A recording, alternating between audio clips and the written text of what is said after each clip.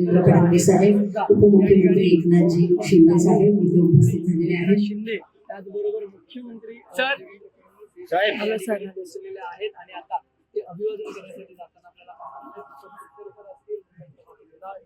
हे सगळेच या ठिकाणी आता पोहोचलेले आपल्याला पाहायला मिळतात. एकत्रित आपण जर पाहिलं तर या चैत्यभूमी येथील भारतरत्न डॉक्टर बाबासाहेब आंबेडकर यांच्या स्मारकासाठी अभिवादन करतील. आमदार माजी मंत्री दीपक केसरकर साहेब आज इथे उपस्थित झालेले आहेत.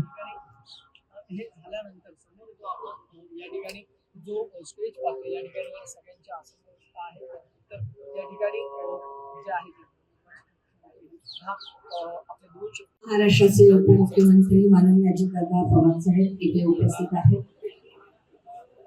भारतरत्न डॉक्टर बाबासाहेब आंबेडकर यांच्या 68व्या महापरिनिर्वाण दिनानिमित्त अभिवादन करण्यासाठी महाराष्ट्र